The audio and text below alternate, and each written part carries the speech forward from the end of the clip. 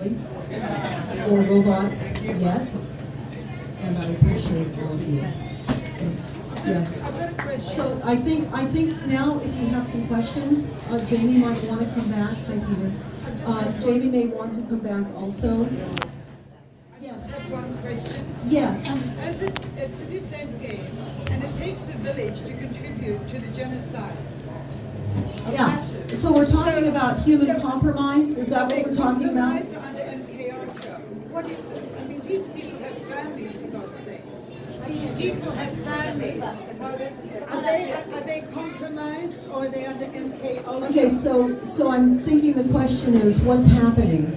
Why is this happening? And of course, much of it is human compromise. We see jobs that are literally wrapping us around with the frequencies, those that work with Comcast, those that work for Pacific Gas and Electric, all the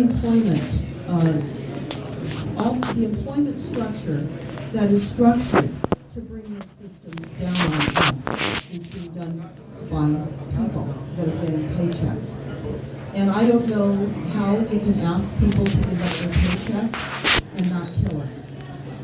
That's a tough one. But many of the paychecks are as a result of human compromise. And many people don't understand what they're doing anyway. And I know that for many of the PG&E workers that we saw up in Paradise working to restore power and other things that they were doing, that they are employees, and it's a hard place to be. I leave it up to you to go up to the employees and maybe talk with them, tell them things. I know that's what we do. We don't do it in a harsh way because they may not really understand what they're doing. Yes.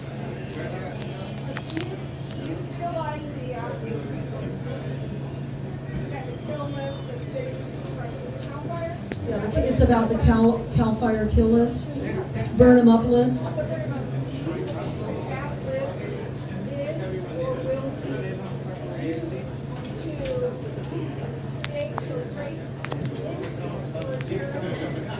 Okay, so the question is a good question. Is the CAL FIRE burn them up list a list that will increase rates for premiums? Of course. Because if people want to rebuild in the areas that they've been burned out, they're going to have to get insurance. And because now they're in high fire zones, insurance companies, aka Rothschild, is not going to loan. They're not going to grant insurance. And unless you're building with cash, which many people cannot, you have to have insurance in order to get a construction loan. So we're in the process now of seeing the rebuilding in Santa Rosa. We're seeing all of the complexities that are occurring in the rebuilds. Many people are choosing not to rebuild because their foundations were removed by FEMA. Their insurance policies never covered the restoration or recreation of their footings.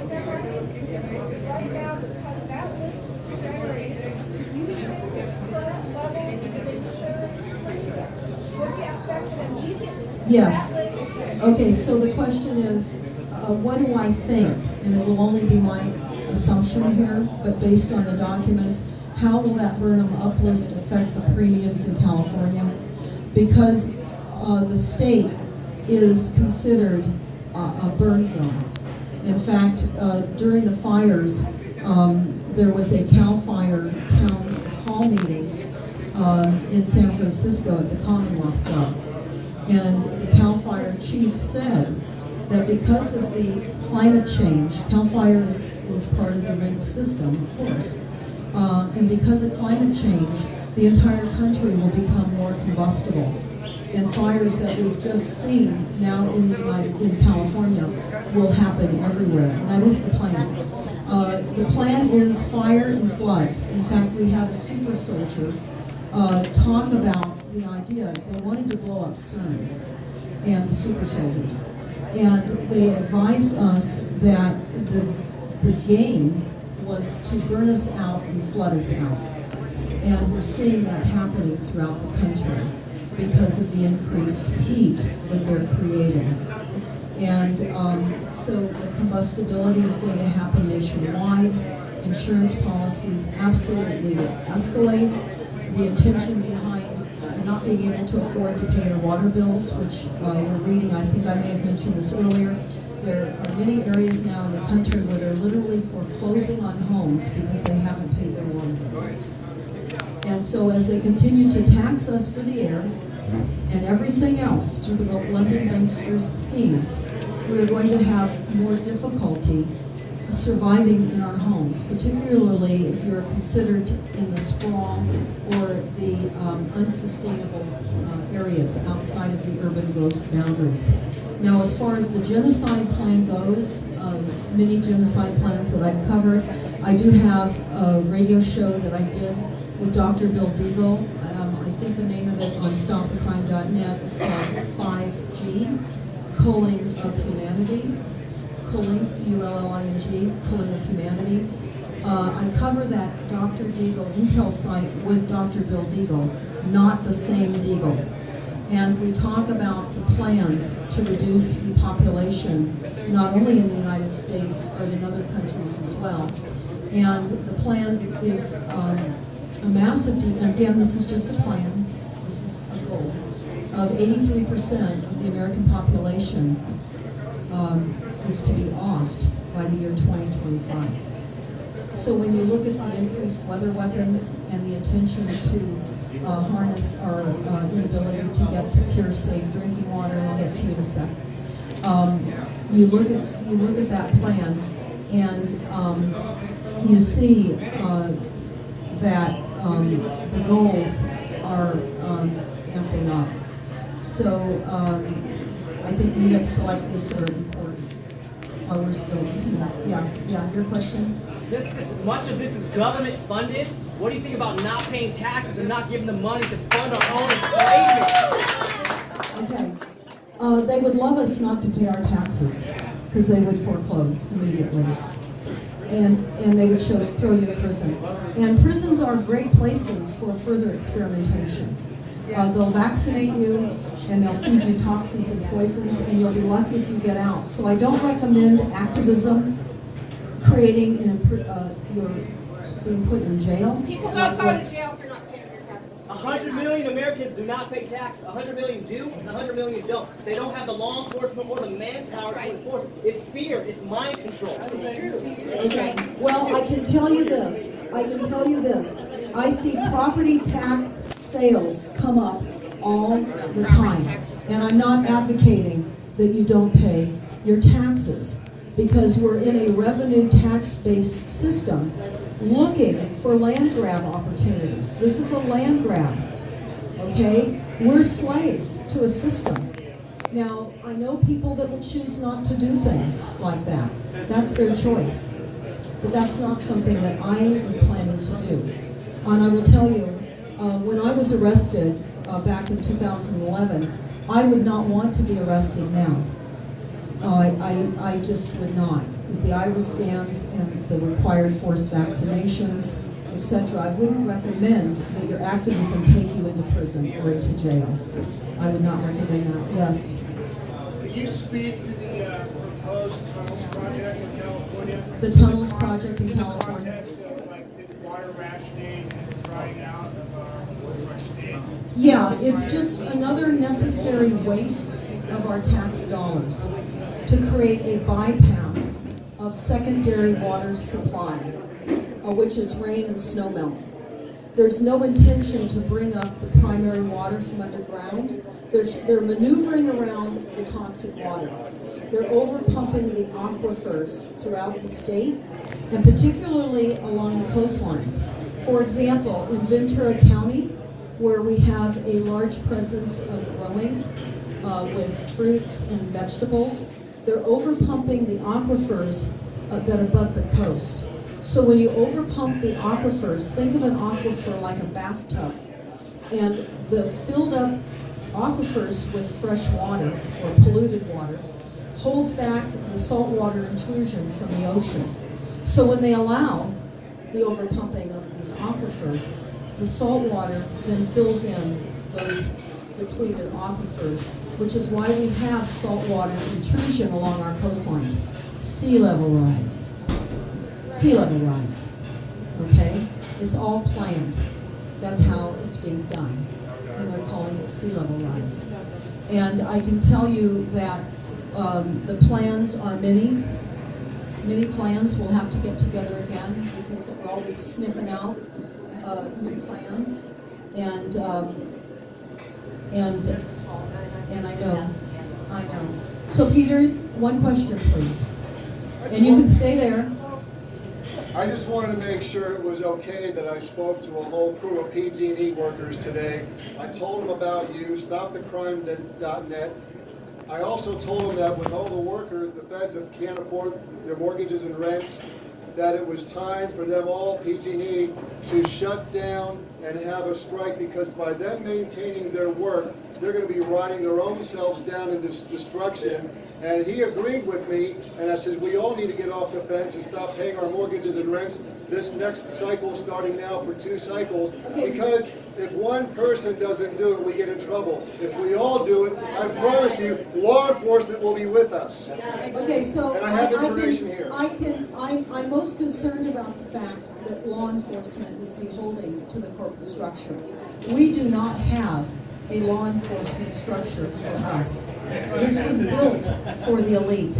The military is built for the elite. We are the enemy, plain and simple. We can change that with the strike. Peter, enough. Okay, thank you. I appreciate your strike, but I can tell you, you can strike if you'd like. But I can tell you right now that we're in a structure. I like to think of it like a box canyon. We're in the box canyon. It's been organized for eons. And basically we're down to survival. We're really down to survival. And I'm really hopeful that we can get some things on the table, some new opportunities for shielding. I have friends all over the world that are targeted individuals, that are being tortured and traumatized and slowly killed by directed energy weapons from ghost armies that exist in our communities everywhere. In fact, we actually know a person that stayed behind in the Tubbs fire in Fountain Grove. Retired fireman stayed up there in his cul-de-sac. Many of you may or may not know this.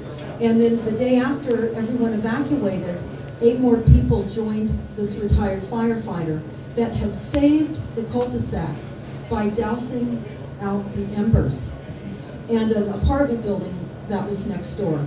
And then when those other people arrived to help him, they walked up there and he had painted across the cul-de-sac, "Looters will be shot." So let me tell you what was happening. The ghost armies seek opportunities of disaster to put boots on the ground, to cause more chaos. And you think they're just looters, okay? They're mind controlled, they're assassins, they're put in place when they know they're planning an assault of some kind or another. And they said that they were literally chasing these disguised looters around the streets and out of houses with shovels during those first few days of the Tubbs fire in Fountain Grove. Had those people not stayed there, and some of which returned, because the evacuation requirement is, if you evacuate, you cannot return. But if you do not evacuate, you're on your own. They won't help you. So I'm going to end it with another thing. It's hard to end this, but another solution, really important solution, is what do we do with these planned PG&E power outages if you live in the country? Because when your power goes down and you're reliant on a well, you have to come up with some alternative ways to access water. So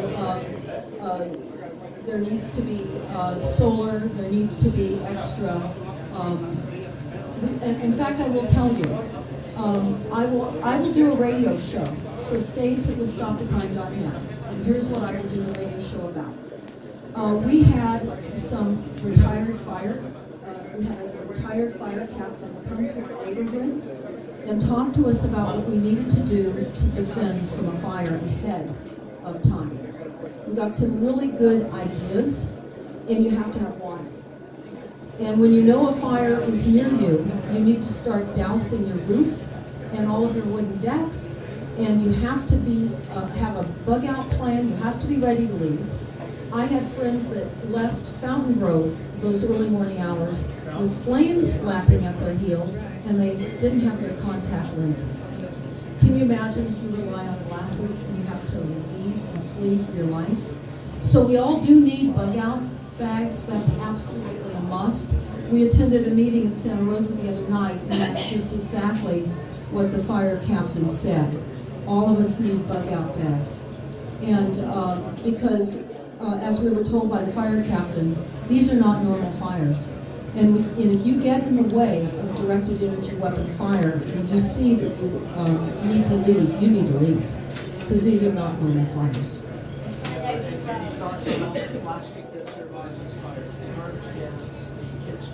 Yeah, about the plastic that survived the fires. We know they were directed energy weapons. We know many things about metal.